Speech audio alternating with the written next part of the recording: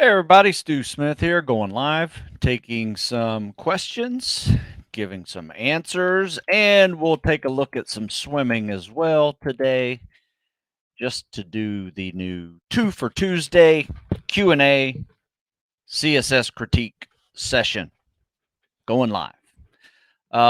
Here's what I want you to do. I wrote this article, and I don't think I've written a new one since. Actually, I have not. I need to write a new one today. But anyway, my last week's article was about two most important articles you need to watch to learn the CSS. And it has been a really good reference for people who are trying to fine tune the CSS, but also people who absolutely have no clue the sequence of the CSS. And what this does for you is teaches you two things. First thing is a streamlined body position when you're swimming, because that makes the difference between good and bad in swimming. And the sequence of the combat swimmer stroke, which, if you've heard me say it before, there's a whole article dedicated to it. It's called Pull, Breathe, Kick, Glide. 1 Mississippi, 2 Mississippi, pull. And you pull on that third Mississippi without saying the third Mississippi. Pull on 3. That's typically the glide length that most kicks can produce. Unless you have a super streamlined glide position, you might be able to go 4, but very rarely do I see that.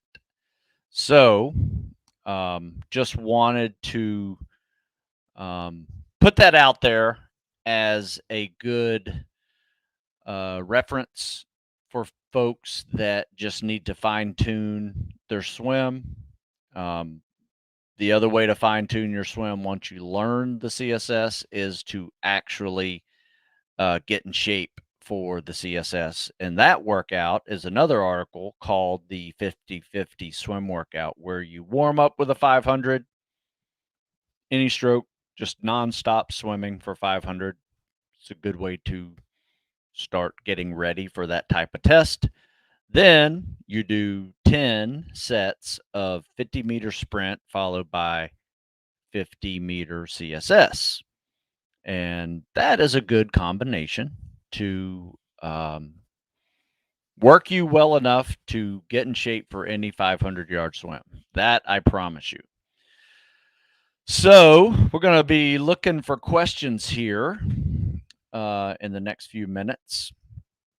Something that we are in the process of doing right now, as it is October, we are starting to transition out of our calisthenics cardio cycle. Probably not this week or next week, but before Halloween, we will be starting the downward trend of tapering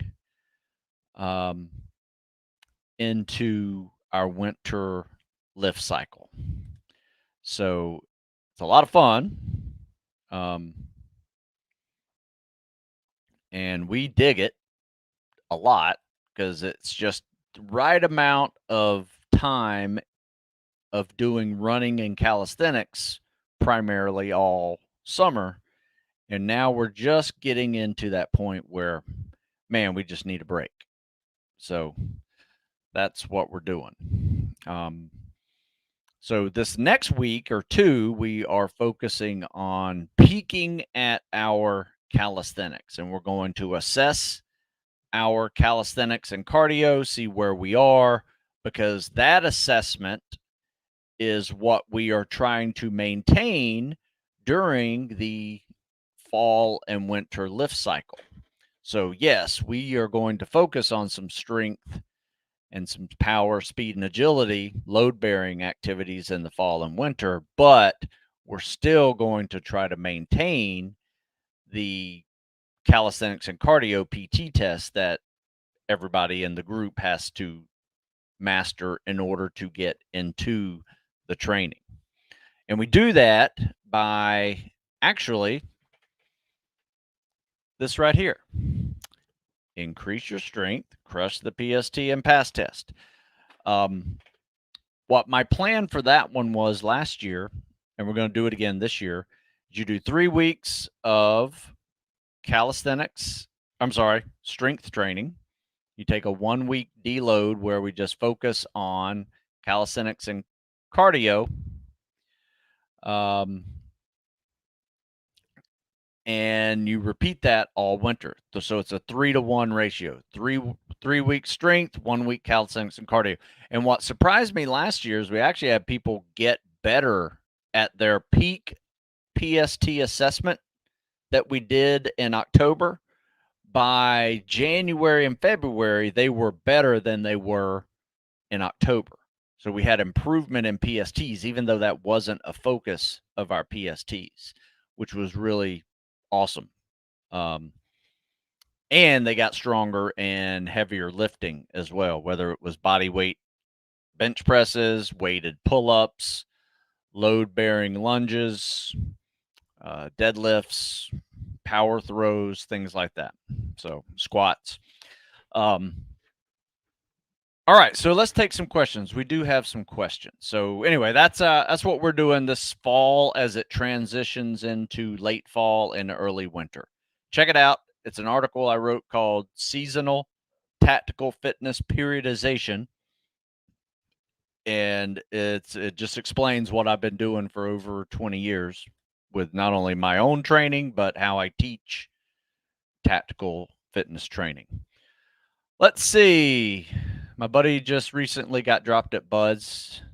Told me they're starting to do Ruck Runs in first phase. Have you heard of this? Yes, they've been doing Ruck Runs for over 10 years in first phase.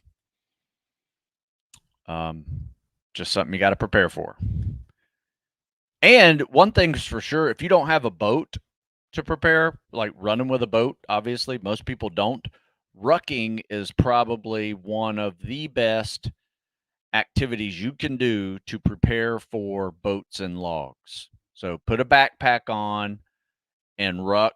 If you can find sand, even better. If you can find hills, even better. We run hills with rucks, or we do fireman carries up hills, because you'll see that again at Buds as well. And we also do soft sand runs every week with rucks and without rucks. So you got to practice that. Let's see.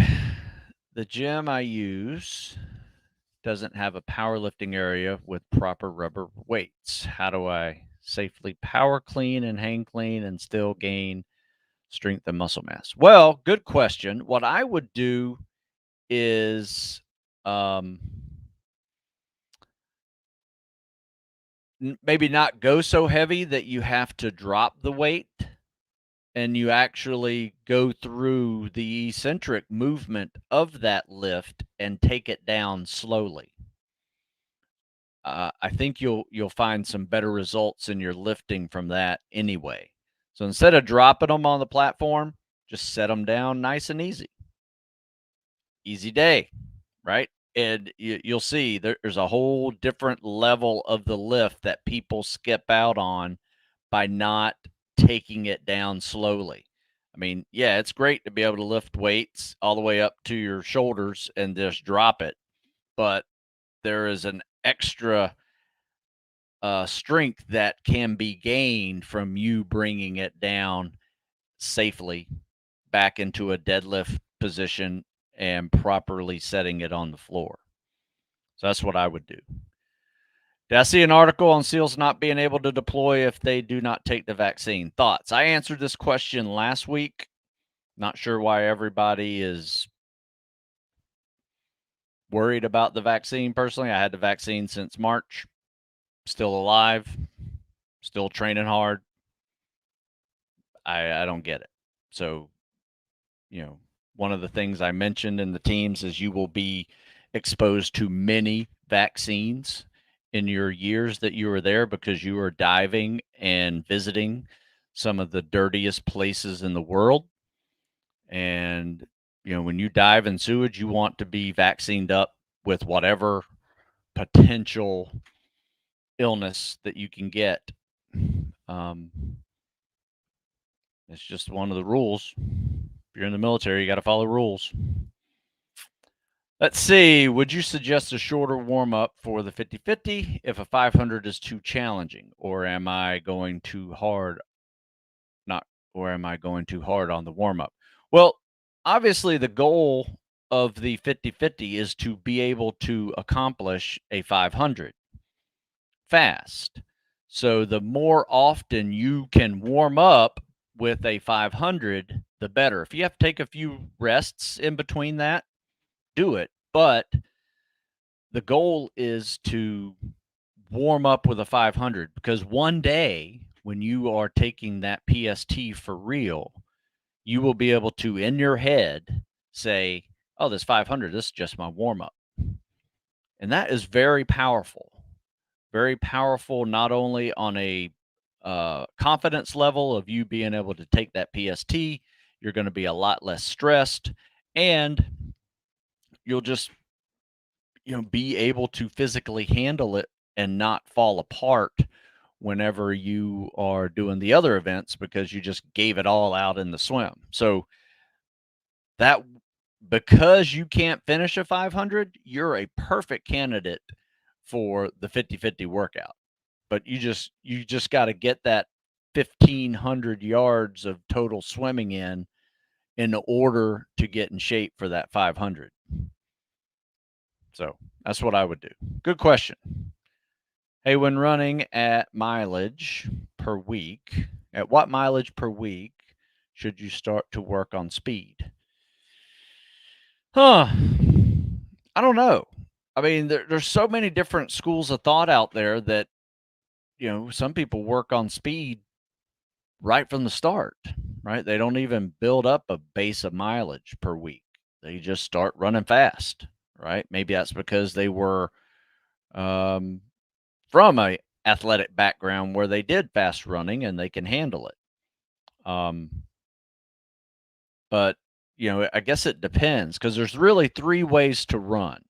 You have the long, slow distance run, which is really a way to build volume, but it's also a way to build an aerobic base, aerobic capacity to running longer distances and eventually faster.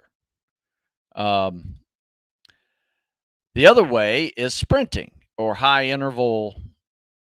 intensity interval training, right? Where you're just running fast as you can for 30 seconds and you take 60-second break, you do it again. For instance, that's just an example. A lot of 100-yard sprints, maybe 200-meter sprints, maybe even be built up to a quarter even. That's a little tougher, but it's fast-paced stuff, and you rest significantly afterwards so you can do it again. It's faster as far as time commitment than the long, slow distance option.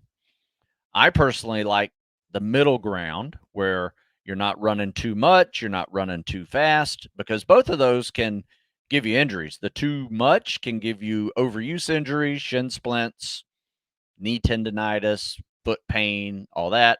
The running too fast can pull muscles, hamstrings, Achilles tendons, those things like that are typical injuries from running too fast if not properly warmed up. The one in the middle is learning your goal pace speed. So I tend to like to, if I'm going to run a quarter mile, or let's say I'm going to run a mile and a half, and my goal is to drop a minute off that mile and a half. So I'm at 10 minutes now. I'm trying to get down to 9. So that means my goal pace is going to put me at that 9-minute mile and a half. And that's a 6-minute mile. It's a 3-minute half mile. It's a 90-second quarter mile.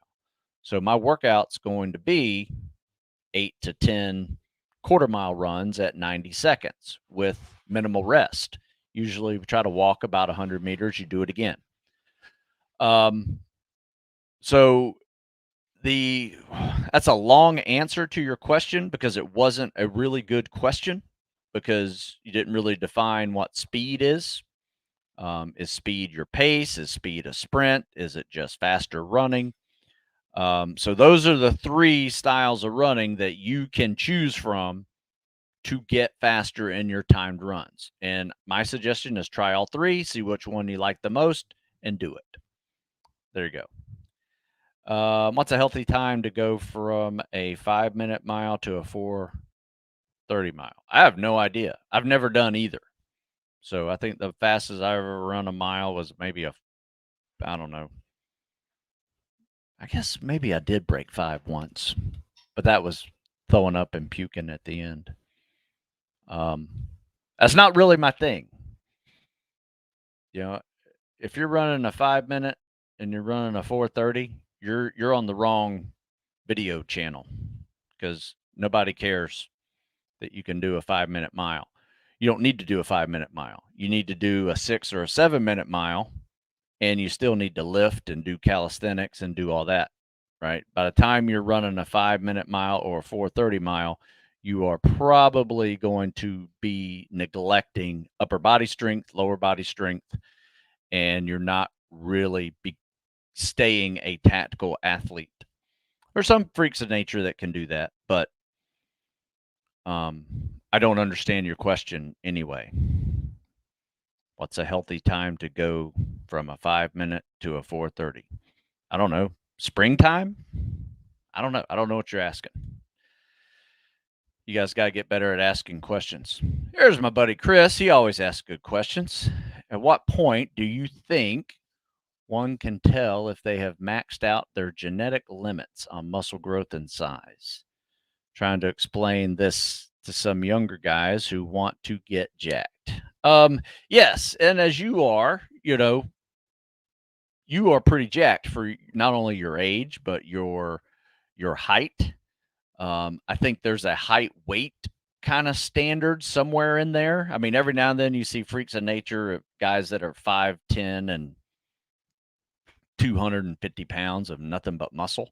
But that's usually more than genetics, if you know what I mean. That's a good question. I would look at it this way. Maybe go through a training cycle or two where you focus on hypertrophy and see how much you can grow. Then maybe take a break and go through a cycle of performance and see how strong you can get, or maybe mix in some other activities if you want. Could be, high rep calisthenics or something like that, for instance. And then go back to the hypertrophy cycle and see if you can build upon that.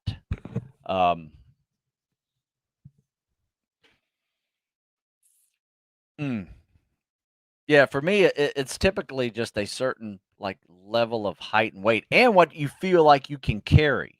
For me, I'm 6 feet, but I felt horrible at 225. Right? If I tried to run, it was awful. I was strong as an ox, but and I could sprint fast. But if I tried to run anywhere over, a quarter mile, it was just brutal. So I guess part of that also depends on what they're trying to be performing in, right? Are they just trying to get strong, but they don't like the way they feel when they walk up 2 flights of steps? I would say that is probably one of those indicators that you're going past that genetic limit, or you just need to focus on some more cardio activity, and then it won't be as bad. Right? For me, here's my answer for that. When I was 22, I was 6 foot and 195. So, and I was in really good shape.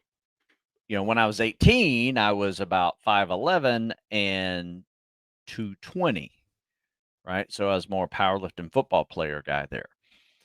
I figured my natural weight was what I did in college, not what I ate and overate to achieve to get to be a powerlifting football player. So eating like a normal person, doing your normal workouts, reaching an ability of performance that you can be strong in the gym, but also go live your life and walk or run or do some other activities. Um, I think there's a place where we get too big and not enough cardio, and we get too little and not enough strength. So depending on what your goals are on those genetic limit challenges, it can go one way or another. I know I kind of bounced around on that one, Chris. That one just required a lot of thought. So great question. I hope that helped. Anyway, just let me know if it brought another idea up, or maybe I didn't answer it right. Let's see. Hey, Mr. Smith. This winter, should I run a 3-month strength cycle and then go into your Jeff 12 weeks to buds, or just jump straight in 12 weeks to buds program? I guess that depends. I mean, usually we do a winter lift cycle regardless of your athletic history, but we may change it depending on your athletic history. So if you're coming in already strong and powerful and you need to lose weight, I'm probably not going to put you in the gym very much for the winter lift cycle. We're going to do a lot more cardio, probably do a few sets of strength, but focus mostly on muscle stamina and cardio endurance and lose some weight. Probably a lot of non-impact stuff. However, if you're coming in all not really strong, a winter lift cycle is ideal. Mixing in some of those calisthenics and cardios, um, maybe as warm ups, so you don't lose some of your base PST stuff. It's kind of like what this one does. This one is one of those that you can actually improve your PST scores and get stronger at the same time by doing a 3-to-1 block periodization training ratio. 3 week strength, 1 week calisthenics cardio. Give that a shot. See if you like it. And then when you're done with a 12 or 16 week cycle, um, where assess yourself and see what you need to work on, and let that be the guide to what you do next. But either way is a good way to do it. A winter lift cycle, focusing on strength and trying to maintain some cardio, is a good option. Jumping right into calisthenics and cardio right after is a great option. I've been doing that for over 20 years. This last year, I just kind of played around with it with a block periodization model that worked really well. I'm not saying the other ones are bad, just saying I really liked it. It gave a kind of break in the training monotony that can tend to occur. And instead of just doing a deload week where we just change the intensity and pace of the weight cycle because we just need a break, we just turn that into a calisthenics cardio deload cycle, which was beneficial to guys that still needed to maintain their calisthenics and cardio. Hope that's making sense for you guys. Let's see. Should the 50-50 workout be the only thing I do for swimming if I want to improve my 500-yard swim? Or should I cycle between the 50-50 and other swim workouts? I swim 5 times a week. It's never a bad idea to do more. I'm just saying a good minimum standard for someone is to do the 50-50 5 times a week. Now, if you have time, if you do that in 20 or 30 minutes and you want to swim for another 20 or 30 minutes, put on a pair of fins and swim with fins, because you're going to need to do that too. We tend to swim significantly longer on leg days with a pair of fins. So our workouts will probably go an hour, a little longer in the water. But yeah, you could start that off with a 50-50 swim workout and then swim with fins after if you wanted to. But the goal of the 50-50 is to get in shape for the 500-yard swim and be fast. It typically takes people from 10 minutes to 8 minutes in less than a month if you do it. And it's just one of those great maintenance workouts too. So do what you can. Let's see. What's the best way to incorporate swimming into the summer cycle if you're self-learning to swim? Yeah, someone says get a swim coach. Not a bad idea. If someone can teach you how to swim. Um, our swimming cycle, we swim every day after the workout because we run, we do calisthenics, we get hot and sweaty, and we're really near overheated by the time we get to the pool. And that pool is just a great way to end. It's a great cool down. We may jump in the pool saying, I got nothing left. And then we go and tread water for about 10 minutes and cool down. And then you get that second wind because half of your fatigue is body heat. So if you can cool yourself down in that water, you're going to have a good second half to that workout, even though you've been running and doing calisthenics the hour prior. So that's what we do. We swim at the end of our running and calisthenics phase or session of the day, um, every day, right? And for some reason, if the pool is busy, we'll just cancel the swim right afterwards, but we'll swim at lunch. So we'll either swim 2 times in a day or we'll just bump it over to lunch depending on the pool availability. So it's real easy to fit it in there as long as your pool schedule works for you. All right, let's see. 52-year-old male looking to get back into working out for overall health while increasing muscle tone. Which one of your programs would do that? It kind of depends. You probably need to send me an email, give me some more details of, maybe what you've been doing lately, some athletic history, some injuries that you have to deal with, what kind of equipment do you have? If you don't have access to a lot of equipment, I typically start people who are trying to get back into it with this one, calisthenics and cardio only workout. You may have a few dumbbells in there, um, and there's swimming in there, but you can opt out of swimming if you don't have a pool, and you can do biking or walk or do something else. But that'll build you up. That's got a good beginner program in it. That's pretty easy. Most people do that beginner for a little while and then bump into the intermediate phase, and then there's an advanced phase that's all built into that one program.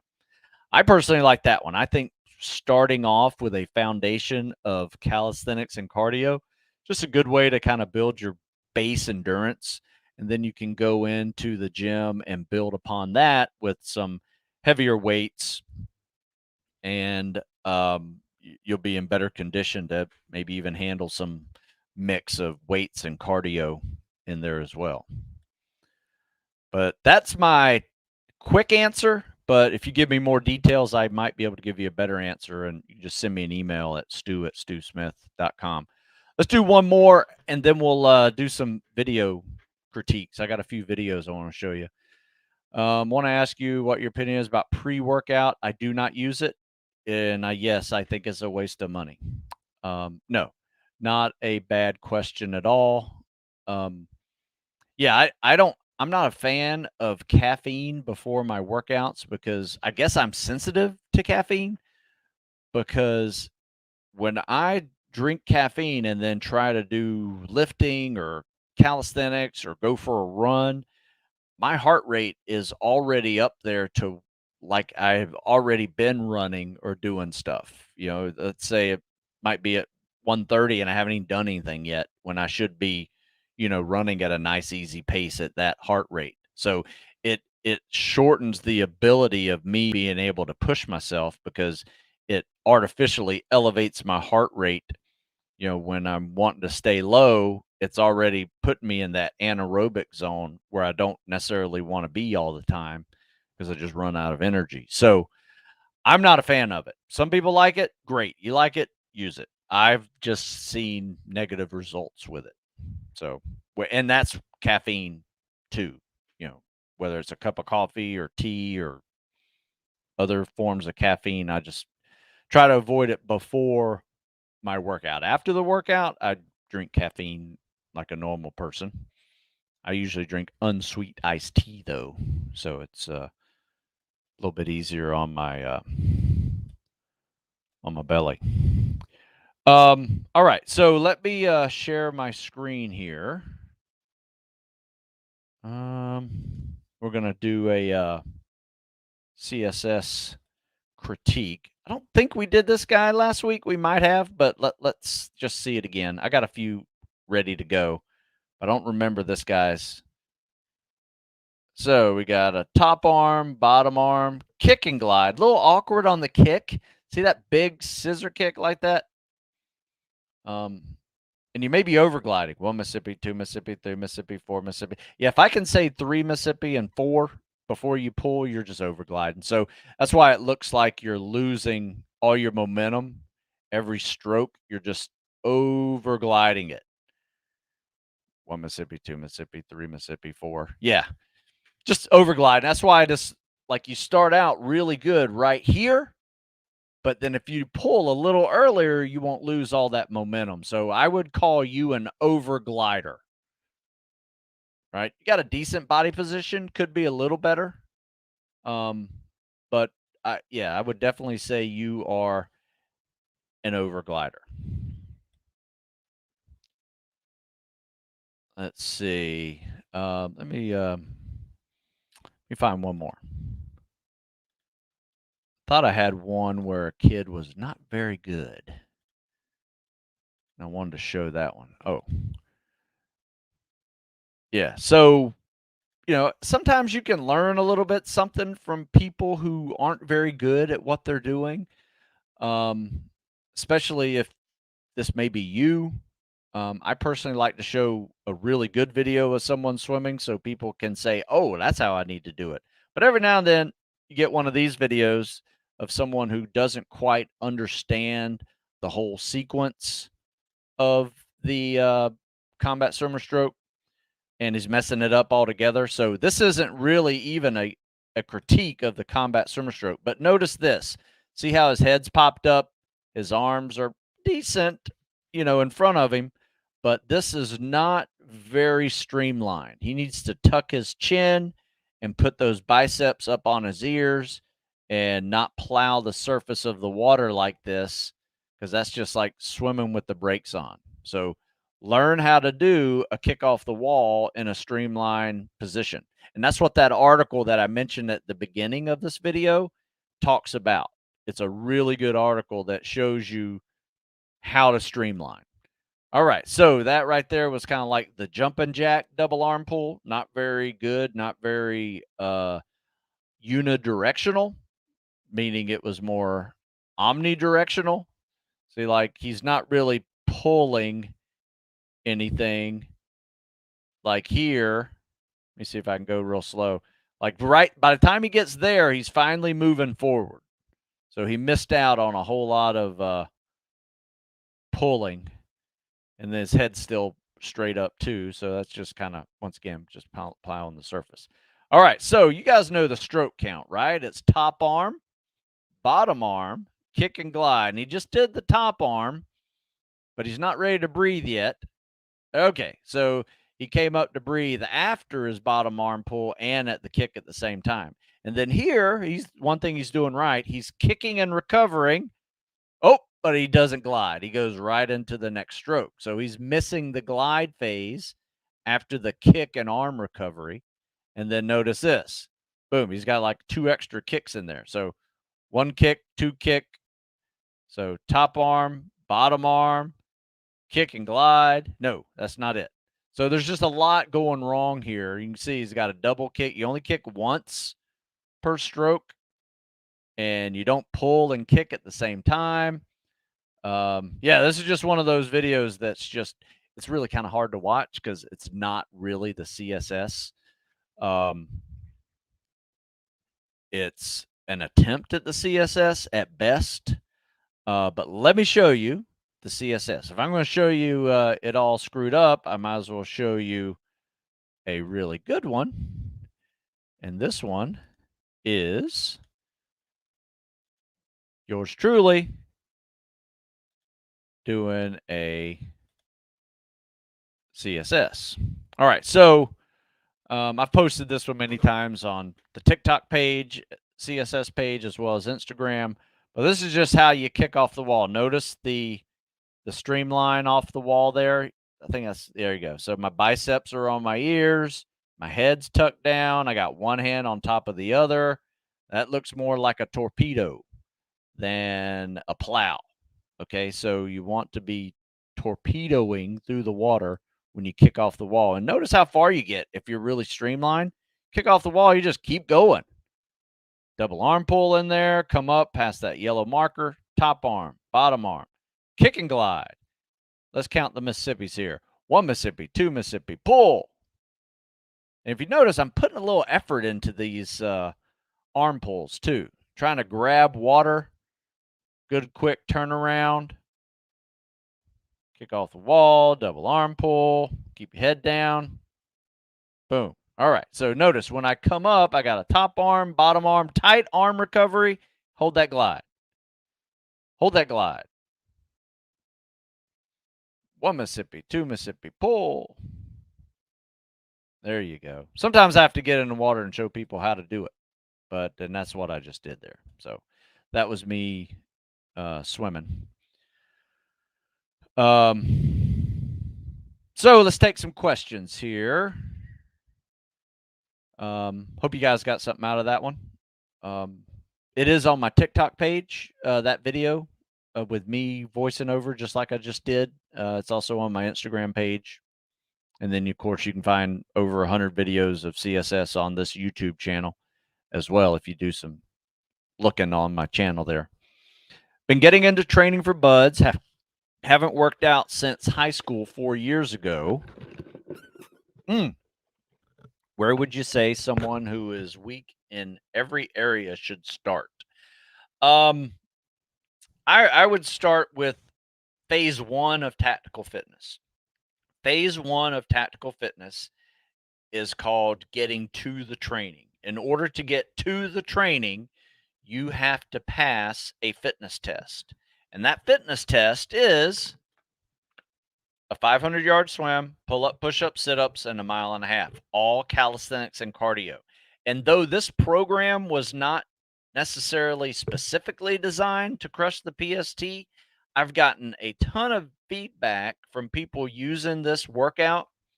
They started off at the beginner, went intermediate, and then they are coming to me with really good PST scores that are acceptable, competitive, and qualifying for the SEAL job. So I would start there if I were you. And I would probably take 16 weeks and go through that from beginning to end. And if it's a little easier, you can always supplement with adding some more stuff or more sets or miles if you want. But follow the plan, start there. And then after that, we can reassess and see where your PST scores are. And then we can also reassess on where your weightlifting numbers are, because I like to use this tool for assessment and I'm putting it in the link right here. You guys should see my comment. This link here is a really good assessment tool just to kind of see where you are to get to and through the training. It has strength numbers in there. It has muscle stamina numbers in there. It has endurance. Also has longer runs, because buds would be 4-mile runs and 2-mile swims with fins. It has a lot more than just the PST. And it just gives you a good idea of the numbers that many of my guys had before they left. And the guys that made it through buds had these numbers before they even started Navy boot camp. So consider that. Can calisthenics and cardio get you a lean cut look? I want to look amazing when I show up for SF recruiter office. Yeah, no one cares how you look, to be honest with you. But yes, if you eat right, and not eat a bunch of crap, not drink a lot of beer, yeah, you can come in with an amazing cut look. But once again, nobody's going to care what you look like. They're going to care how you perform. So remember that performance is more important than your six-pack. Pre-workout powders are garbage. Oh, yes. Yes, I would agree with that. Let's see. Stu, for beginners with weightlifting, would you say a body weight bench press and 1.5 body weight squat are good for first goals? Yes, absolutely. Absolutely. Those are really good um, goals. In fact, my son, during COVID, all the neighborhood kids lost their sports. And so I opened up my carport and turned it into a gym for all the athletes that lost their basketball and football and soccer and all that. And so we started training, and they're all anywhere from 14 to 16 years old. My son was in there too. And that was one of our first goals, was to first see where they all were. We They had some history of weightlifting. We did a cycle of calisthenics before we even started weightlifting. And then we started adding dumbbells. Then we started adding barbells. And by the time everybody was like finished and actually gone off to college now, they were doing well over their body weight bench, uh, doing body weight bench up to 10 reps actually. And um, 1.5 to even 2.0 body weight squats, at least for my 18, 19-year olds, that they were doing that. Some of my younger guys, I didn't put that heavy a load on them yet. So anyway, yes, to answer your question, that's a great goal to start off. And that was a fun time for us. We actually got after it during COVID. It was a lot of fun. Um, what's the first thing you should train as a beginner who wants to go Spec Ops? Your weakness. Good question. Your weakness is the first thing you should train. Last thing you want to do is be a great runner and just go running again for Spec Ops. You should be swimming, lifting, calisthenics, or, if you're a big, strong powerlifting guy, um, I would probably focus on your endurance. So it depends on you. Your weakness is what you should focus on. You should be able to turn your weakness into more of a strength. And that should be your number one goal when you get started down this road. For me, it was calisthenics and cardio. I had the strength and power, speed and agility taken with my previous athletic history. Um, and then calisthenics and cardio were my weakness. I turned that into more of a strength. It took me about a year, and I did a lot of calisthenics workouts, PT pyramids, and trained like I was a triathlete for a year. I didn't touch a weight for a solid year. So if you really want this, you got to focus on things that you may not be good at doing and you may not like, but you're going to do a lot of it. And the last thing you want it is for have it a weakness. How do I train for guys with boats on heads? Good question. We do a lot of rucking, usually on our leg days. We do sandbag work where we're doing chest carry sandbags, chest carry lunges, shoulder carry sandbags, and sometimes we'll even put it on our head, kind of try to run, slow jog, shuffle with it on our heads as well. But just that load is going to be good for you to transition into boats on heads. Another way to do it is practice some neck strengthening exercises. Anytime you're on your back doing abs, you should have your head off the ground, going up, down, left, right, and just working some of the neck muscles while you're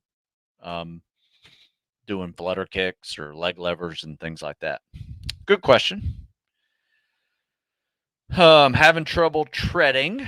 Are there any breathing techniques that will help me into floating easier? You know what? Yes, there is. In fact, I wrote an article and did some videos on treading. Um, um,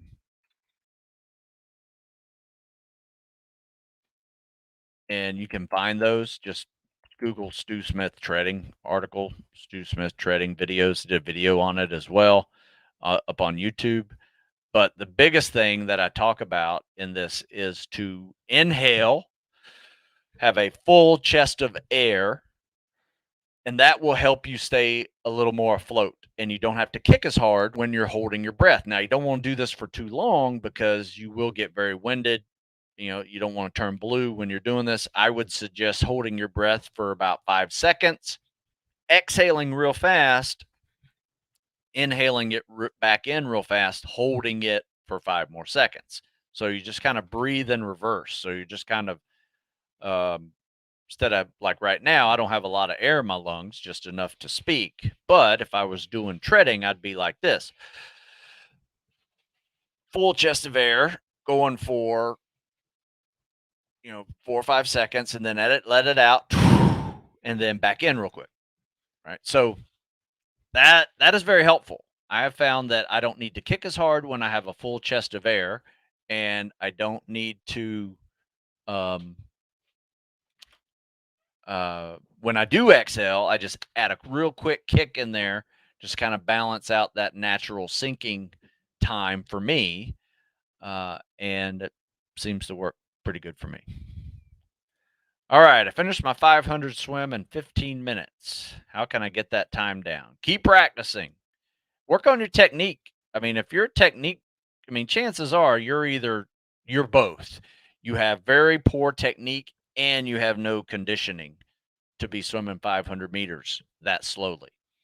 Um, you just got to practice. 4 or 5 times a week should be your minimum standard for being in the pool and doing that 50-50 workout. Swim 50 meters free, 50 meters CSS. Do that 10 times. Rest as needed.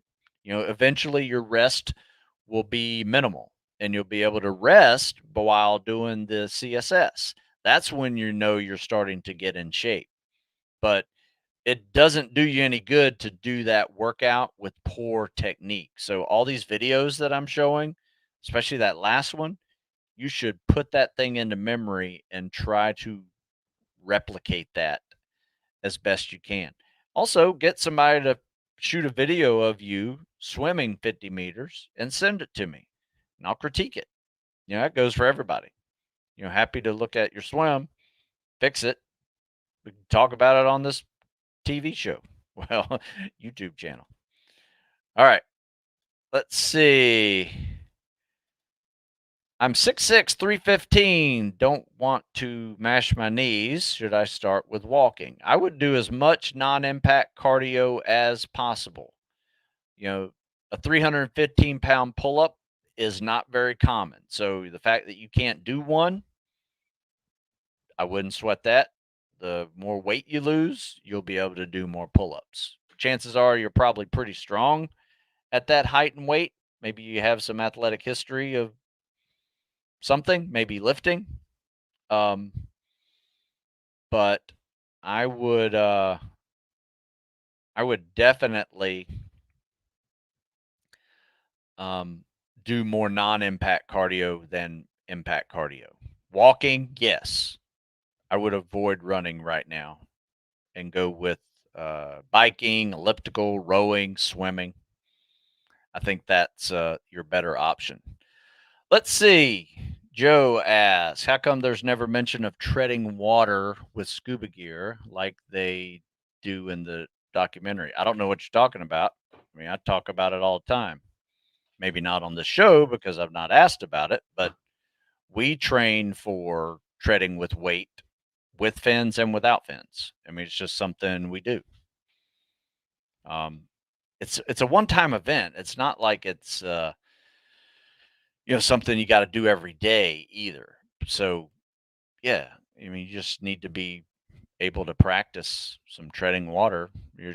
Only way to do it is by doing little flutter kicks and just get your legs in shape to handle flutter kicks. But if you're swimming 2 miles with fins using flutter kicks, you should be able to tread for 10 minutes with fins using flutter kicks, especially if you're, swimming an hour plus with a pair of fins on.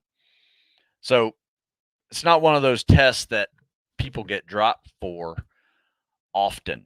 It is very rare that someone fails that test. So it'd be kind of like, more people fail the 4-mile timed run than they do treading water, put it that way. Let's see. Can you mix in rucking with your 12-week program? Yeah, absolutely. In fact, what I would do, you know, where it says run, swim, runs in the 12 weeks to buds, I would change those and make them run, swim, rucks. So I think that would be really good. In the documentary, they tread with 72-pound scuba gear. Yeah, but most of that is buoyant too. It might be 72 pounds on the ground, but in the water, those empty tanks are buoyant, and you might only have maybe 10 or 15 pounds total that you're treading. It's not that big an issue. Been working out and training on my own with knowledge from the internet for the PST, but how do I know if I'm doing things right? I feel like I need a coach for help with times and techniques. I mean, if you go to the SealSwick website, sealswick.com, I mean, there's everything you need is right there as far as the technique of taking the test. Um, you know, you could post some videos and say, hey, am I doing this right? People can critique it for you. You know, there's a lot of different ways to get through that one. But yeah, I think there's some videos on sealswick.com that show you people doing the test. And if you do a little more research, you'll see recruiters and mentors giving the PST and how they do the sit-ups, the pull-ups, the push-ups, swim techniques, all of that stuff. So it's a good question that you need to make sure you have the right technique to train, but it's not something that's mysterious. You can find those answers. You know, I mean, every one of these programs here have pictures and descriptions of exercises. They are also on my YouTube channel of me doing them. So there's a video link in the ebook as well to a video that shows you how to do it in motion. So there's a lot of different ways to do that. All right. So I think I'm going to wrap this one up, folks. I do have a new TikTok channel. All I do is critique CSSs. So if you like the CSS critiques of this video, you will love that channel. All I do is talk CSS and other, you know, Spec Ops swimming skills on that channel. It's just me voicing over people screwing up the CSS. But if you stuck around today, go check out StuSmithFitness.com. Compete 20 code saves you 20% if you want anything. If you don't, that's okay too. Until next week, we'll do another 2 for Tuesday. This is Stu Smith out. Have a good one.